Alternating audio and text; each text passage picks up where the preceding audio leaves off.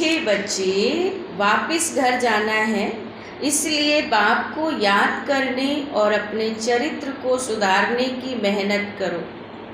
प्रश्न था, अज्ञान नींद में सुलाने वाली बात कौन सी है, उससे नुकसान क्या हुआ है? उत्तर, कल्प की आयु लाखों वर्ष कहना यही अज्ञान की नींद में सुलाने वाली बात है। इसे ज्ञान नेत्रहीन हो गए हैं, तभी भक्ति में गाते हैं कि नयनहीन को राह दिखाओ प्रभु।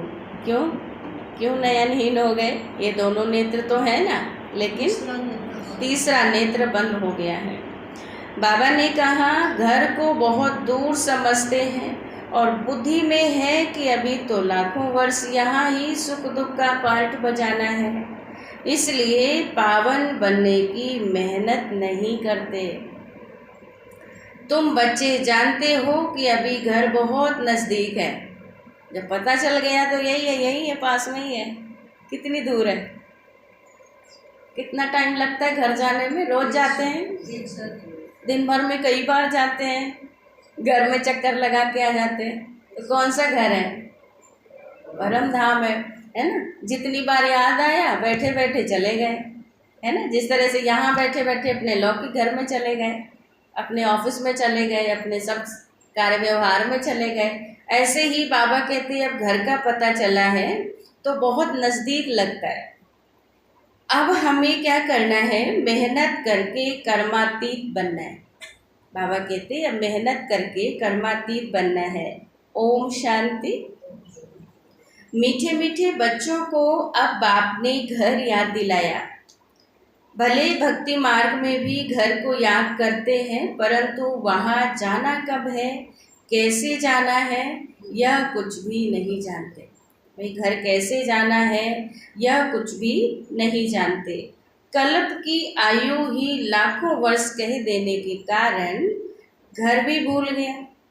सब कुछ तो भूल गए, बंद कर देना। घर भी भूल गया। समझते हैं कि लाखों वर्ष यहाँ ही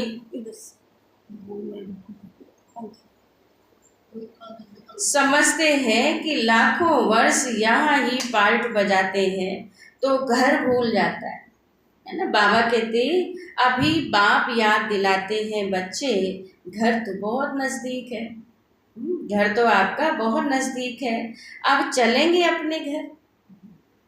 बाबा ने कहा नज़दीक है तो अब चलेंगे अपने घर। मैं तो तुम बच्चों के बुलावे पर आया हूँ। कभी बाबा क्या कहते, मैं ड्रामा अनुसार आता हूँ। गोल है ना, ड्रामा भी गोल है, शिव बाबा भी गोल है, और बाबा का ज्ञान भी चक्रवर्ती, चक्कर भी गोल है। तो कंफ्यूज बाबा कहते, आज बाबा कभी कहते कि भक्ति शास्त्र आदि से, इन चीज़ों से मैं नहीं मिलता, मैं अपने टाइम पर आता हूँ। और बाबा कभी क्या कहते, आपके बुलाने पर आता हूँ, हैं। तो बाबा ने कहा कि मैं आपके बुलाने पर आया हूँ, तो चलेंगे। पूछ रहे हैं बाबा, घर चलेंगे? कितनी सहज बात है। भक्ति मार्ग में तो पता भी नहीं पड़ता कि कब मुक्ति धाम में जाएंगे। मुक्ति को ही घर कहा जाता है। मुक्ति है ना, परम धाम है।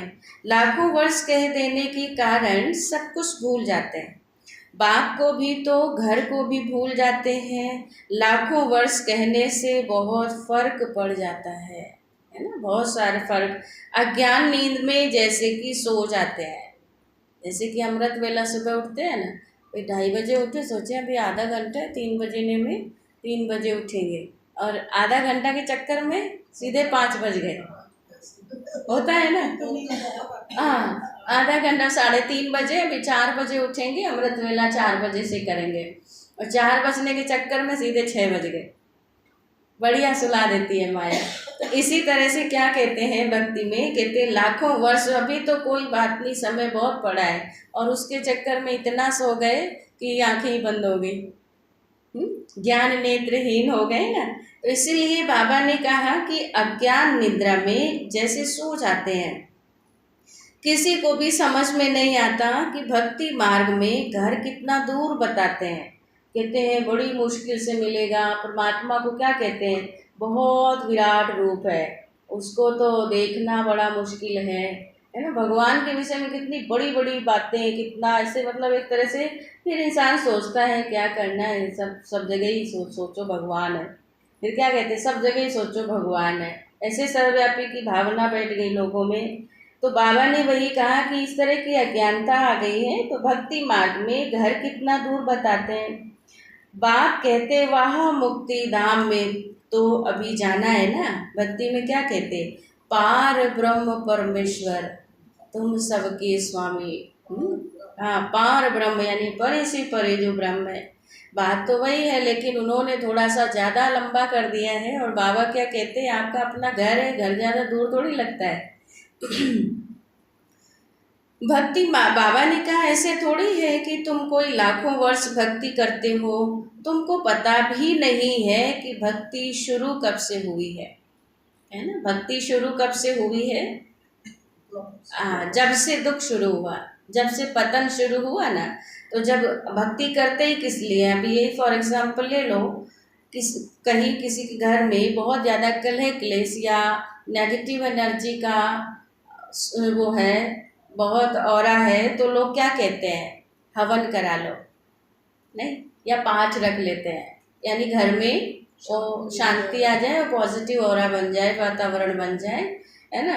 तो इस तरह का करते। तो कब पाठ और हवन का संकल्प आया, जब दुख हुआ, है ना, या किसी भी तरह की कोई प्रॉब्लम घर में आई तो कहते हैं ये करो। इसी तरह से क्या हुआ कि द्वापर युग में जब देह अभिमान बढ़ा, विषय विकार बुराइयां आई, तो साथ साथ दुख भी आया।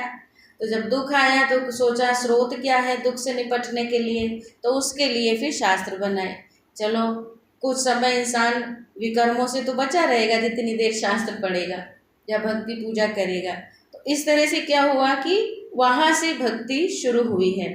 लाखों वर्ष का हिसाब तो करने की दरकार ही नहीं है। तो द्वापर युग से अभी तक कितना टाइम हुआ है, 2500 वर्ष हुए हैं, ज़्यादा कोई बड़ा तो नहीं हुआ ना।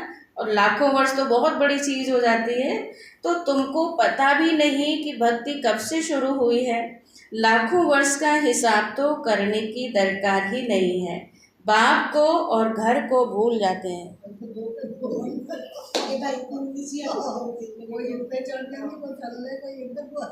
अपनी सहेली को ले आइए, सहेली को ले आइए।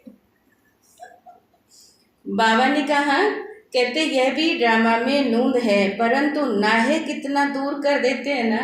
अब बाप कहते बच्चे घर तो बिल्कुल नज़दीक है, अब मैं आया हूँ तुमको ले चलने के लिए, घर चलना है। अब बाबा ने कहा कि घर ऐसे नहीं ले चलेंगे, क्योंकि इस दुनिया में आकर के क्या हो गए आप, घर चलना है तो पवित्र जरूर बनना है। गंगा स्नान आदि तो तुम करते आए हो, गंगा स्नान तो कब से करते आए हो, परंतु पवित्र नहीं बने हो, है ना। गंगा स्नान से पवित्र नहीं बने हो। अगर पवित्र बनते तो घर चले जाते। अब तक कहाँ चले जाते, बाबा ने कहा घर चले जाते। तो इसीलिए कहते परंतु घर का भी पता नहीं है तो वहाँ पर जाएंगे कैसे। इसलिए बाबा कहते पवित्रता का भी पता नहीं है ना। पवित्रता क्या है, आधा कल्प से भक्ति की है तो भक्ति को छोड़ते ही नहीं है, है ना। बाबा कहते अब भगवान आया हुआ है तो भगवान से ना मिलने की बजाय उसी में लगे रहते हैं। अब आप कहते भक्ति पूरी होती है, भक्ति में तो अपरम अपार दुख रहता है। ऐसा क्यों, भक्ति वाले तो समझते बड़ा सुख मिलता है। हाँ, क्योंकि दुख ऐसे मिलता है जैसे भक्ति करते रहते भक्ति में स्वार्थ ज़्यादा हो गया है। क्या हो गया कि भगवान जी हमारा काम कर दो, हम आपको इतना चढ़ाएंगे ना। तो ये सौदा हो गया ना, निस्वार्थ भाव से नहीं कर रहे हैं ना। और उसके बाद भक्ति करते हैं लेकिन विषय विकार बुराइयों को तो छोड़ते ही नहीं है। विषय विकार बुराइयां तो अंदर है ही है, तो वो दुख तो वही क्रिएट करती है ना। भक्ति तो ऊपर से कर ली लेकिन अंदर से जो बैठी हुई गंदगी है वो तो बाहर आएगी ना।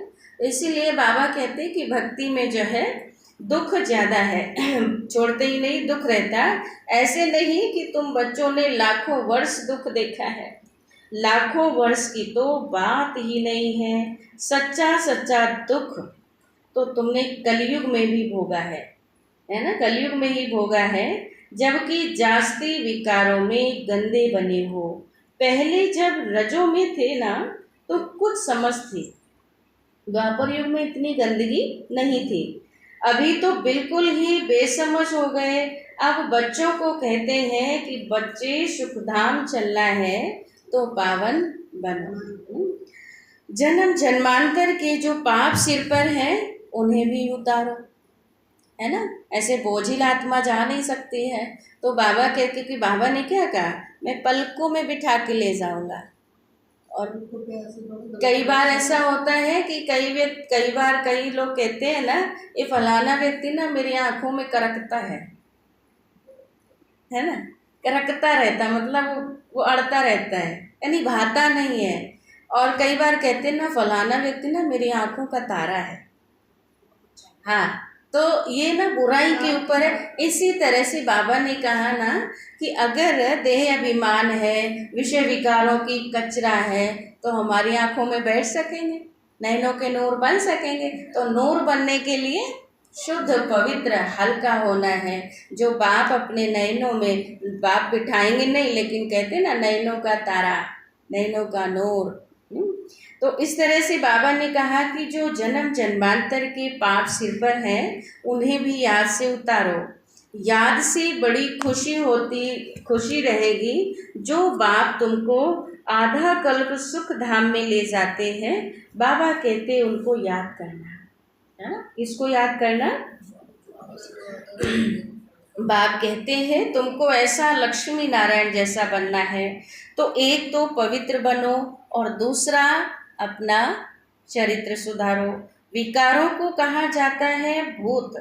लोभ का भी भूत कोई कम नहीं है ना। भूत तो भूत है ना, चाहे भले छोटा हो या बड़ा हो।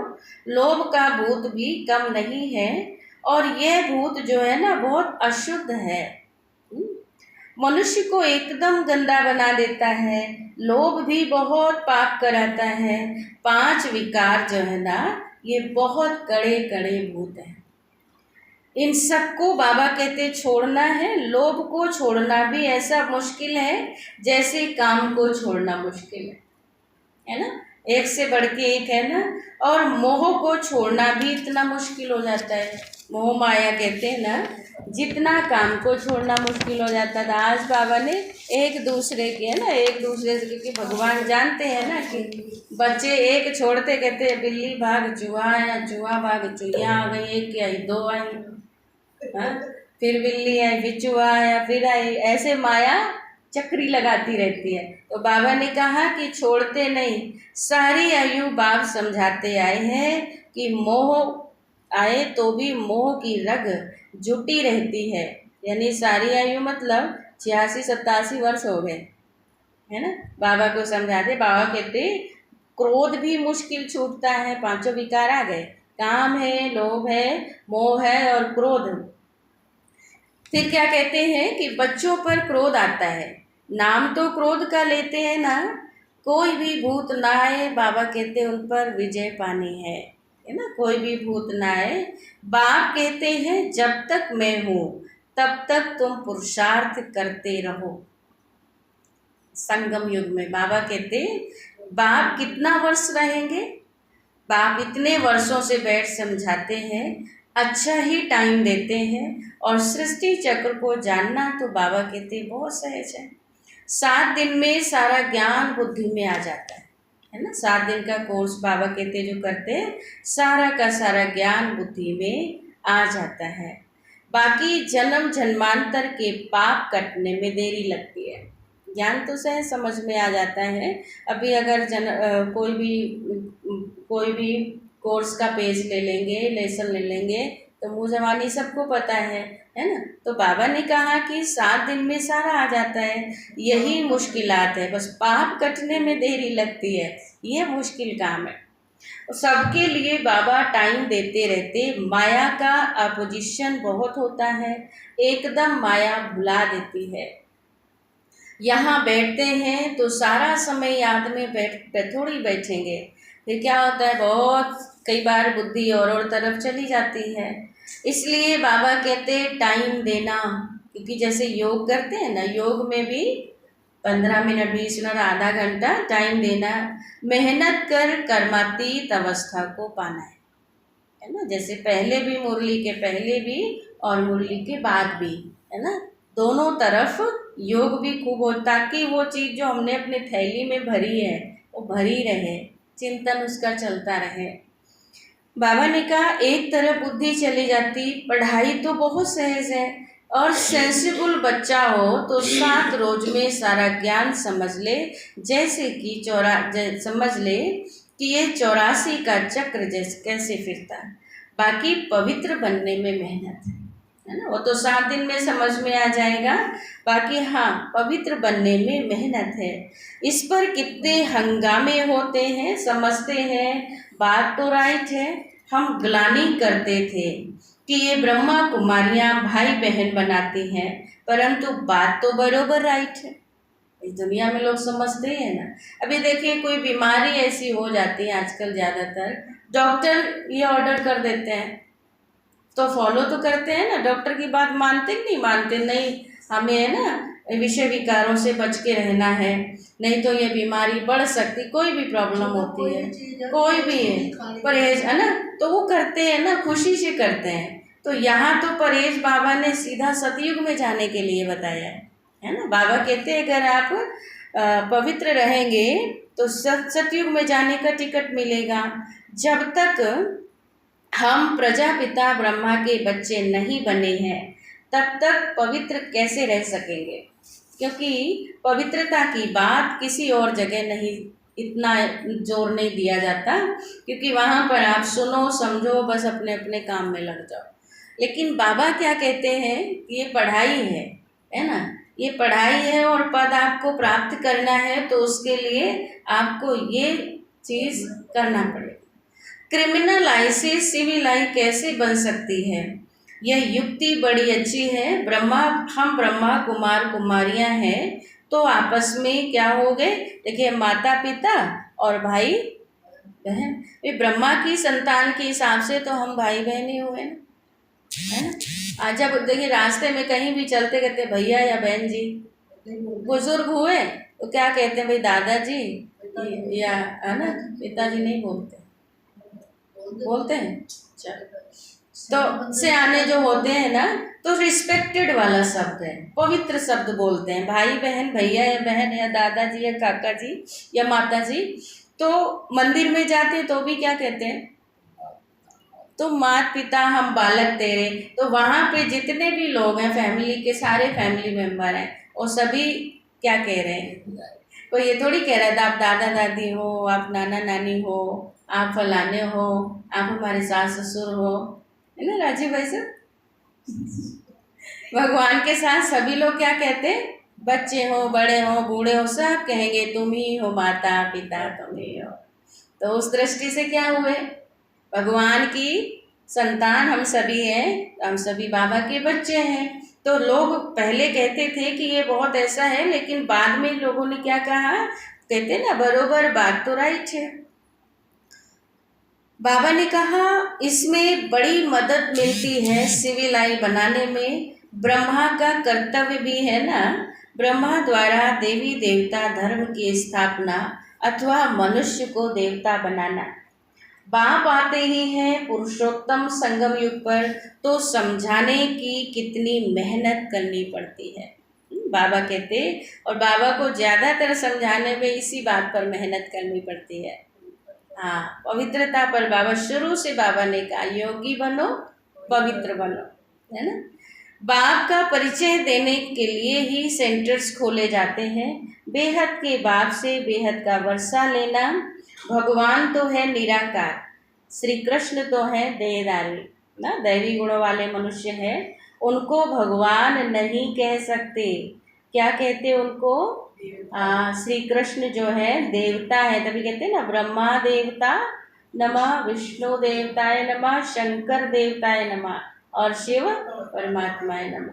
जब वो तीनों देव भगवान नहीं है तो फिर जिन्होंने जन्म लिया, परमात्मा का मतलब है, भगवान का मतलब है। भगवान शब्द क्यों लगाया गया देवी देवताओं के आगे?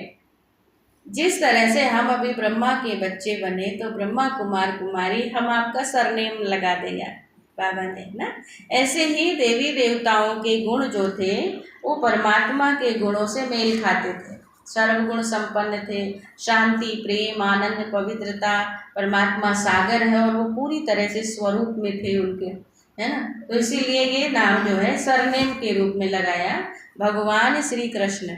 कोई सरनेम आगे लगाता है, कोई पीछे लगाता है ना। तो इस तरह से बाबा ने कहा कि श्री कृष्ण जो है उनको भगवान नहीं कह सकते, कहते भी हैं कि भगवान आकर भक्ति का फल देंगे, परंतु जो आने वाला है, जो फल देने वाला है, उसका परिचय ही नहीं है ना, उसका परिचय ही नहीं है। कितना तुम समझते हो, समझाते हो, फिर भी बाबा कहते समझते नहीं है। देहधारी तो पुनर्जन्म में आते जरूर है ना। अब जैसे देहधारी जिन्होंने जन्म लिया, पुनर्जन्म निश्चित है। जैसे श्री कृष्ण का जो जन्म त्रेता युग में था वो श्री राम के रूप में था, है ना। रामनवमी मनाते हैं ना, श्री कृष्ण की जन्म अष्टमी मनाते हैं कि वहाँ उन्होंने 8 जन्म लिए हैं उनकी आत्मा ने पूरे युग में। और जब 8 जन्म के बाद जब त्रेता युग आ गया तो इसी आत्मा ने 9वां जन्म लिया राम के रूप में, तो श्री रामनवमी मनाते हैं। फिर ऐसे धीरे धीरे फिर श्री त्रेता युग में लेते लेते फिर द्वापर युग में आए। अगर बाबा कहते पूरा विस्तार कहें तो फिर वही बात हो जाएगी ना। तो इसलिए बाबा ने सार में समझाया। लास्ट में बाबा ने श्री कृष्ण की आत्मा को किसको बताया? हाँ, बाबा कहते क्योंकि दुनिया में और भी तो बहुत बड़े बड़े आसामी लोग थे, भगवान उनके तन में भी आ सकते थे, लेकिन विशेषता क्या थी? यही रथ मुकर्रर है ना। इसलिए बाबा ने कहा कि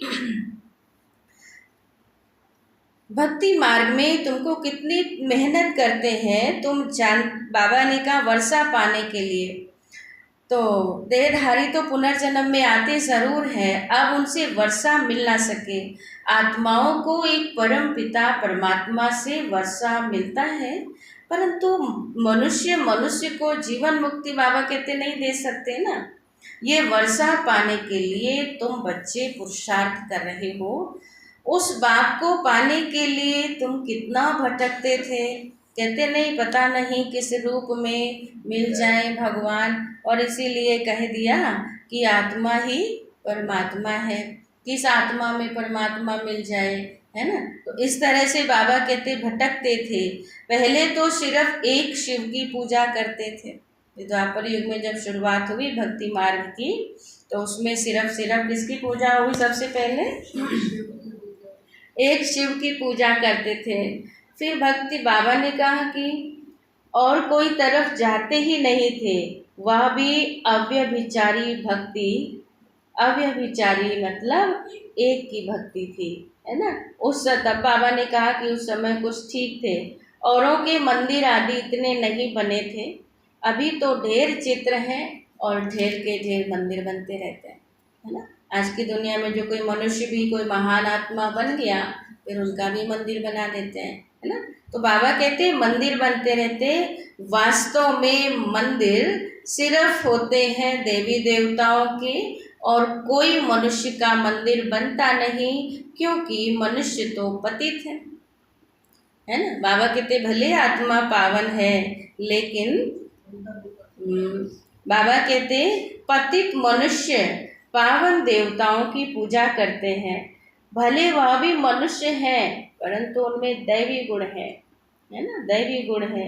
जिनमें दैवी गुण नहीं है वह उनकी पूजा करते हैं, है ना। बाबा कहते वह उनकी पूजा करते तो तुम खुद ही पूजते, फिर पुजारी बनी हो। मनुष्य की भक्ति करना ये 5 तत्वों की भक्ति करना है ना। प्रकृति की भक्ति करना है, मनुष्य की भक्ति करना, ये 5 तत्वों की भक्ति करना है। शरीर तो 5 तत्वों का बना हुआ है ना। अब बच्चों को मुक्ति धाम में चलना, जिसके लिए इतनी भक्ति करते थे उसके लिए मैं आया हूँ ले जाने के लिए। तो बाबा ने कहा अब मुक्ति धाम में चलना है, अब अपने साथ ले चलता हूँ। तुम सतयुग में चले जाएंगे, बाप आए ही हैं पतित दुनिया से पावन दुनिया में ले चलने के लिए। पावन दुनिया है ही दो, कौन कौन सी है? एक है मुक्ति धाम और दूसरा है जीवन मुक्ति। बाप कहते हैं मीठे मीठे बच्चों, मैं संगम पर कल्प कल्प संगम युग पर आता हूँ। तुम भक्ति मार्ग में कितने दुख उठाते हो, कितना जप तप कर्म कांड है ना, गीत भी है ना। गीत क्या कहते हैं भक्ति मार्ग का? चारों तरफ लगाए फेरे, फिर भी हरदम दूर रहे। कैसे दूर रहे, क्यों दूर रहे? पहचान ही नहीं है, उसका एड्रेस ही नहीं है, जिससे मिलने जा रहे हैं उसका पता ही नहीं है ना। तो कहते चारों तरफ लगाए फेरे, फिर भी हरदम दूर रहे। किससे दूर रहे? बाप से दूर रहे, क्योंकि बाप का परिचय नहीं है। बाप को ढूंढने के लिए जन्म बाय जन्म फेरे लगाए, परंतु फिर भी बाप से दूर रहे। इसीलिए भगवान को बुलाते हैं, हे पतित पावन अब आप ही आओ। हम तो ढूंढ ढूंढ करके थक गए, तो अब भगवान को बुलाया, अब आप ही आओ, आकर के पावन बनाओ। तो बाप के सिवाय और कोई भी पावन बना ना सके ना। तो ये खेल ही 5000 वर्ष का है। ड्रामानुसार हर एक पुरुषार्थ करते जिस प्रकार कल्प पहले किया था, हर एक का पुरुषार्थ बाबा कहते हैं ऐसा है। उस अनुसार ही राजधानी ही इसकी स्थापना हो रही है। सब एक जैसा तो नहीं पढ़ेंगे ना, ये पाठशाला है। तो बाबा कहते पाठशाला में राज्यों की पढ़ाई है, जो देवी देवता धर्म के होंगे वह निकल आएंगे। मूल वतन में भी जो संख्या है ना वह एक्यूरेट होगी, जितनी संख्या है, कम जास्ती नहीं। नाटक में एक्टर्स का अंदाज बिल्कुल पूरा होता है, अंदाज बिल्कुल पूरा है, परंतु समझ नहीं सकते जितने भी हैं उतने एक्यूरेट हैं। जैसे कहते हैं ना दुनिया में बड़ी जनसंख्या हो रही है, लेकिन परम धाम की एक्यूरेट आत्माएं आ रही हैं, कोई कम ज़्यादा नहीं है। तो इसीलिए बाबा कहते कम जास्ती नहीं है, उतने एक्यूरेट, फिर भी वह आकर पार्ट बजाएंगे। फिर तुम आते हो नई दुनिया में, वहाँ सब, वहाँ बाकी सब कहाँ जाएंगे? मुक्ति धाम में। बाबा कहते मुक्ति धाम में चले जाएंगे। अभी कोई गिनती करे तो कर सकते हैं। अभी बाप तुमको बहुत गहरे गहरे पॉइंट्स बाबा बताते हैं, समझाते हैं। तो बाबा ने कहा कि शुरू की और अभी की समझाने में कितना फर्क है। पढ़ाई में टाइम लगता है ना, फट से कोई ICS नहीं बन जाएंगे, नंबर वार पढ़ाई होती है। बाप कितना सहज समझाते हैं, जो मनुष्यों की बुद्धि में सहज रीति से बैठ सके। और भाषा भी बाबा ने सिर्फ हिंदी यूज की है ना, ताकि सबकी बुद्धि में बैठ सके। दिन प्रतिदिन नई नई पॉइंट्स बाबा समझाते रहते हैं। आज की मुरली में नया पॉइंट्स क्या है लास्ट में पता चलेगा, भी है बाकी आधा पेज। बाबा कहते नई नई पॉइंट्स समझाते रहते हैं। बाप कहते हैं मुझ पतित पावन को बुलाया है, मुझ पतित पावन को बुलाया है, तो मैं आया हूँ, तुम पावन बनो ना। भाई बुलाने पर आपके आया हूँ, तो जो मैं कहूँगा वो करेंगे ना। क्या करेंगे? बाबा कहते मैं आया हूँ तो तुम पावन बनो ना। अपने को आत्मा समझ मामेकम याद करो, तो तुम सतो प्रधान बन जाएंगे। और सतो प्रधान बनने का मतलब है पवित्रता फर्स्ट हो गई, है ना। सतो प्रधान बन जाएंगे, क्योंकि 7 गुणों में पवित्रता भी एक गुण है कि नहीं। तो बाबा ने कहा फिर यहाँ आना पड़ेगा पार्ट बजाने। बाप कहते आत्मा पतित बनी है, इसीलिए कहते हैं पतित पावन बाप को याद करते हैं पावन बनने के लिए। जैसे अभी 2-3 दिन पहले बाबा ने कहा था कि एक तरफ गंगा स्नान करते हैं पतित पावन बनने के लिए, दूसरी तरफ भगवान को कहते हैं पतित पावन आओ। तो अब किससे पावन होना है, यही व्यक्ति कंफ्यूज हो रहा है है ना। तो अगर गंगा जी से पावन हो रहे हैं तो फिर भगवान को क्यों बुला रहे हैं? तो भगवान को बुला रहे हैं तो गंगा जी में डुबकी भी लगा रहे हैं। तो बाबा ने कहा था दोनों नाव में, हाँ, दोनों नाव में पैर रखने से वो फिर कहीं के नहीं। इसीलिए बाबा ने कहा कि अब आप कहते हैं मुझ पतित पावन बाप को याद करो, अपने को आत्मा समझ मामेकम याद करो तो तुम सतो प्रधान बन जाएंगे। फिर यहाँ आना पड़ेगा पार्ट बजाने। बाप कहते हैं आत्मा पतित बनी है, इसीलिए बाप को याद करते हैं पावन बनने के लिए। कितना वंडर है, इतनी छोटी सी आत्मा कितना पार्ट बजाती है, कितना वंडर है। आत्मा कितनी छोटी होगी, 84 जन्मों और पूरा 84 जन्मों का पार्ट बजाती है और शरीर को 5 तत्वों को नचाती रहती है, इधर से उधर, उधर से इधर, ऐसा वैसा ये वो, है ना। और इतनी होशियार है कि जरा सा भी शरीर में कुछ होता है तो फटाक से बाहर निकल जाती है। हाँ? तो बाबा ने कहा कि इतनी छोटी बिंदी कितनी छोटी सी आत्मा में कितना पार्ट बजाती है। तो जो पार्ट बजा रहे इसका मतलब आत्मा में पूरा रील भरी हुई है, वो चलती जा रही जैसे जब उसको मिलता शरीर।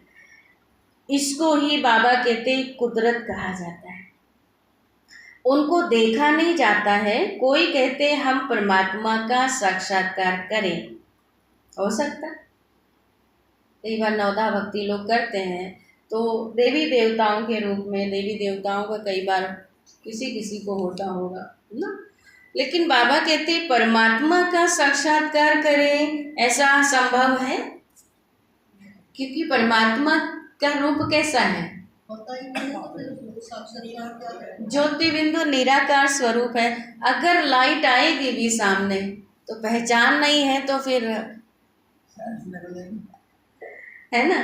तो परमात्मा का साक्षात बाप कहते इतनी छोटी बिंदी का तुम साक्षात्कार क्या करेंगे?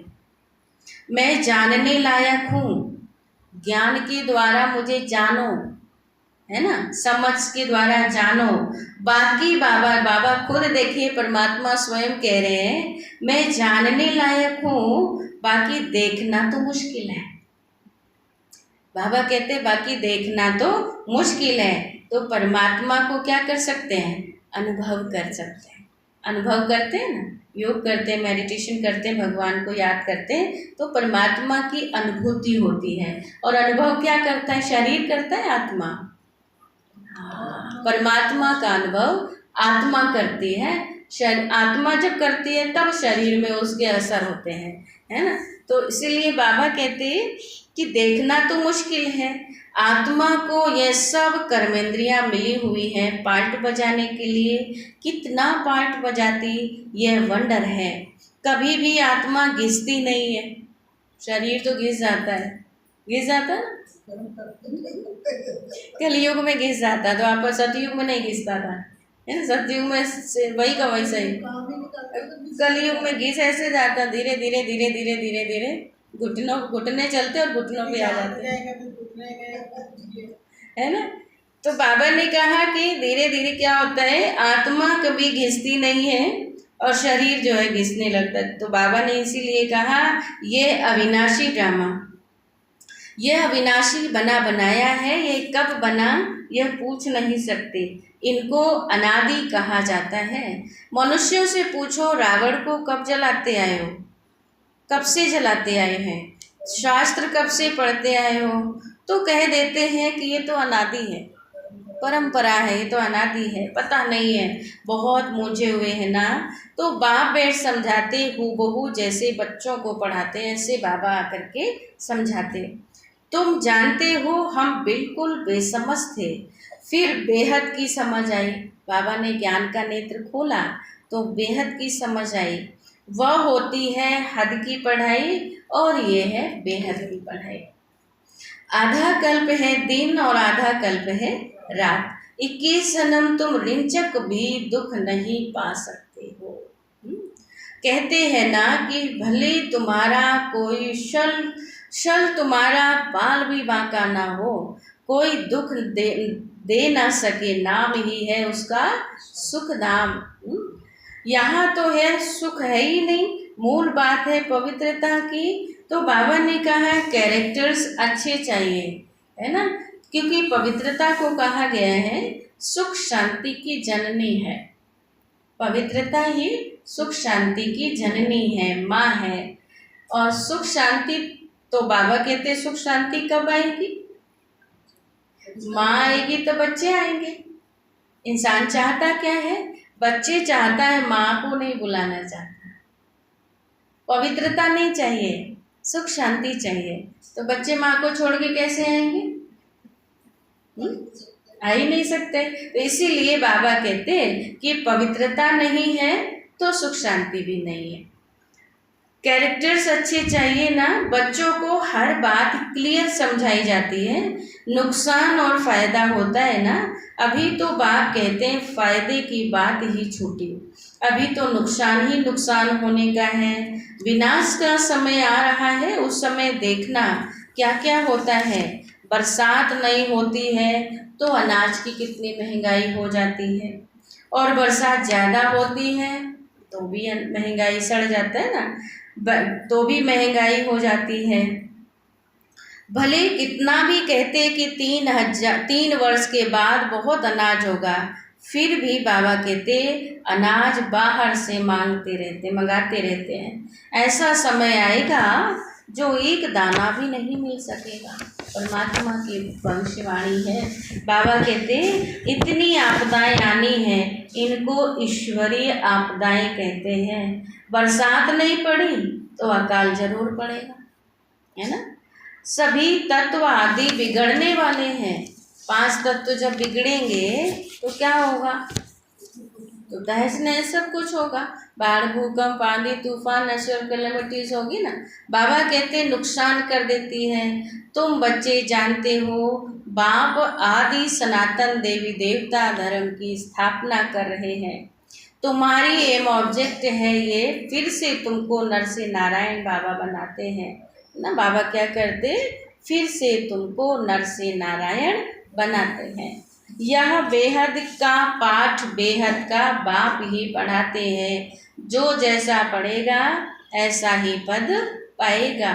बाप तो पुरुषार्थ कराते हैं, पुरुषार्थ कम करेंगे तो बाबा कहते पद भी कम पाएंगे। टीचर भी स्टूडेंट्स को पढ़ा समझाएंगे ना। दूसरे को जब आप समान बनाते तब मालूम पड़ता है ये अच्छी रीति पढ़ते हैं और पढ़ाते हैं। तो मूल बात है ही याद की यात्रा की। बाबा ने कहा मूल बात क्या है? मूल बात है ही याद की यात्रा का। बाबा ने कहा कि तुम्हारी एम ऑब्जेक्ट ही यह है, तुमको नर से नारायण बनाते। ये बेहद का पाठ बेहद का बाप ही पढ़ाते हैं। जो जैसा पढ़ेगा ऐसा ही पद पाएगा ना। तो बाबा क्या कह रहे थे? सिर पर पापों का बोझा बहुत है, मुझे याद करो तो पाप भस्म होंगे, है ना। बाबा कहते कितने जन्मों का? 63 जन्मों का पूरा भरा हुआ है ना। बाबा कहते मुझे याद करो तो पाप भस्म हो। ये है रूहानी यात्रा। छोटे बच्चे को भी सिखलाओ कि शिव बाबा को याद कर, है ना। छोटे बच्चों को भी सिखलाओ कि शिव बाबा को याद करो। उनका भी हक है भगवान से मिलना, उससे ब्लेसिंग लेना। किसका हक है? बच्चे समझते हैं? छोटे बच्चे बनते, देखो टीवी में छोटे छोटे आते हैं ना, छोटी छोटी कुमारियाँ, कन्याएं छोटी छोटी, बड़े प्यार से अच्छे से बाबा का ज्ञान सुनाते। हाँ, तो बाबा ने कहा कि छोटे बच्चे को भी सिखलाओ कि शिव बाबा को याद करो। उनका भी हक है। यह नहीं समझेंगे कि अपने को आत्मा समझ बाप को याद करना, नहीं, सिर्फ शिव बाबा को याद करेंगे। मेहनत करने से उनका भी बाबा कहते कल्याण हो सकता है। अच्छा, मीठे मीठे सिकिल दे बच्चों प्रति माता पिता बाप दादा का याद प्यार और गुड मॉर्निंग। रूहानी बाप की रूहानी बच्चों को नमस्ते। हम रूहानी बच्चों की रूहानी बाप दादाजी को जान शिकवा से याद प्यार। गुड मॉर्निंग, नमस्ते नमस्ते नमस्ते। ओम शांति। धारणा के लिए मुख्य सार है, क्या धारण करना? आज बाबा ने कहा नर से नारायण पद प्राप्त करने के लिए क्या करना है? नर से नारायण पद प्राप्त करने के लिए बेहद के बाप से बेहद का पाठ पढ़कर दूसरों को पढ़ाना है। क्या करना? बेहद का पाठ पढ़कर दूसरों को पढ़ाना है। आप समान बनाने की सेवा करना। आप समान बनाने की सेवा करनी है। दूसरा पॉइंट आज बाबा ने बताया धारणा में, लोभ मोह की जो रगें हैं, आज बाबा ने पांचों विकारों का जिक्र किया ना, एक से बढ़कर एक है। तो लोभ मोह की जो रगें हैं उनको निकालने की मेहनत करनी है,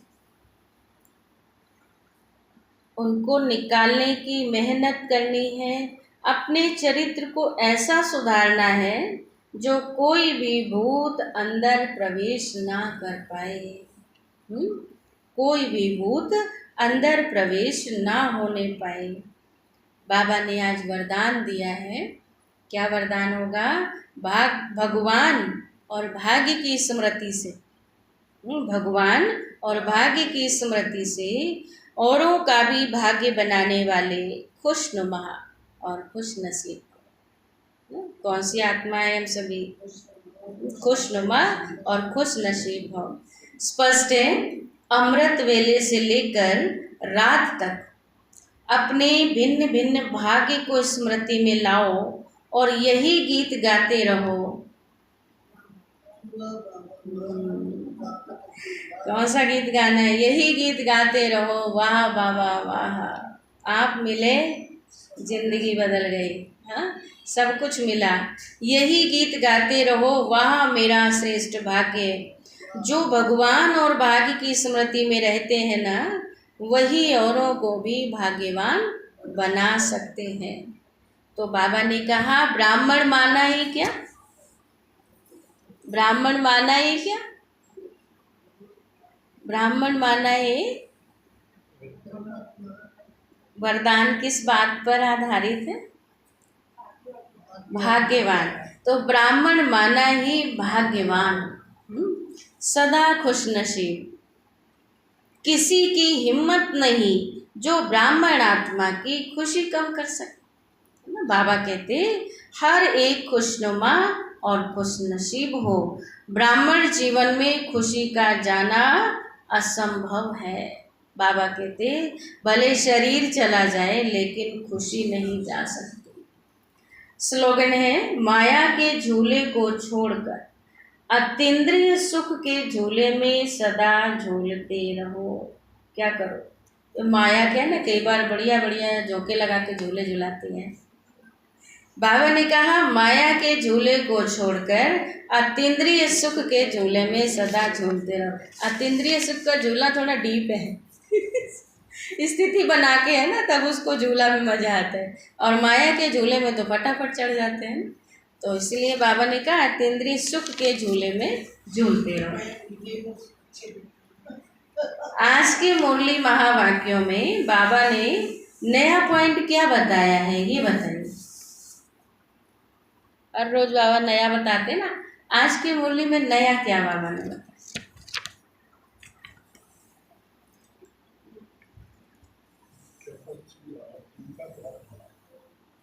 हाँ, एक बात ये नहीं बताई कि बच्चों को भी बाबा का परिचय दो और बाप को याद करना सिखाओ, उनका भी हक है। और एक नया पॉइंट, हाँ पहुंच रहे हैं आप, बोलो बोलो। हाँ, बहुत सुंदर पॉइंट है, नया, मैंने तो पहली बार सुना है। शीला माता जी कपाट खोलो, आज तीसरा नेत्र। हाँ जी, वैसे आपकी नज़र में कुछ नया है? को कुछ लगता हो नया बताए। हाँ, आपके बुलाने से आता हूँ। आज बाबा ने ये बोला, मैं आपके बुलाने से आता हूँ। पर एक और नया, हाँ, आपका बुद्धि चल रही है, बोलो। एक और नया पॉइंट है। सारे नए नहीं, सारे नए नहीं है, नया है एक और। आज बच्चों वाला भी नया था, एक और नया पॉइंट है। सत्यवचन महाराज। और बोलो, पहले भी आता है। एक है नया। जसविंदर बहन जी लगा रहे हैं दिमाग।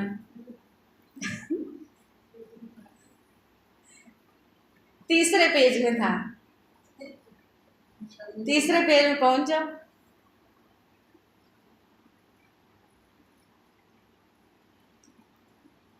है ना मन की कसरत।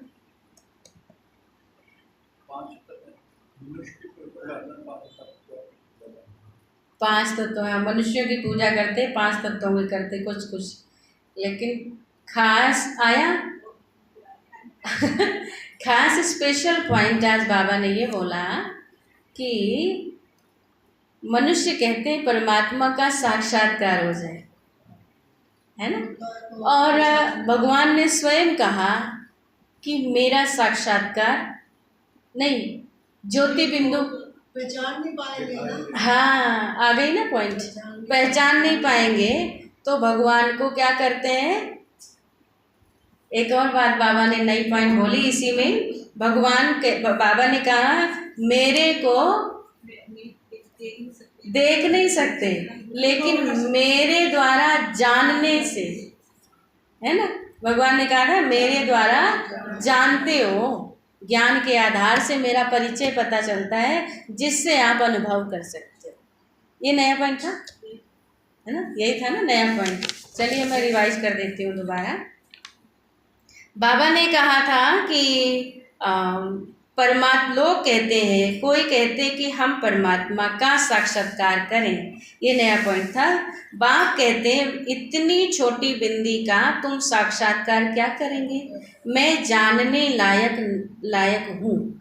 बाबा ने कहा था मैं जानने लायक हूँ, बाकी मुझे देखना तो मुश्किल है। आज ये नया निकला, बाकी मुझे देखना तो मुश्किल है ना। फिर बाबा ने कहा आत्मा को ये सब कर्मेंद्रियां मिली हुई हैं पार्ट बजाने के लिए, यह भी कितना वंडर है। बाकी तो बाबा रोज हमेशा कहते ही हैं। समझ में आया ना नया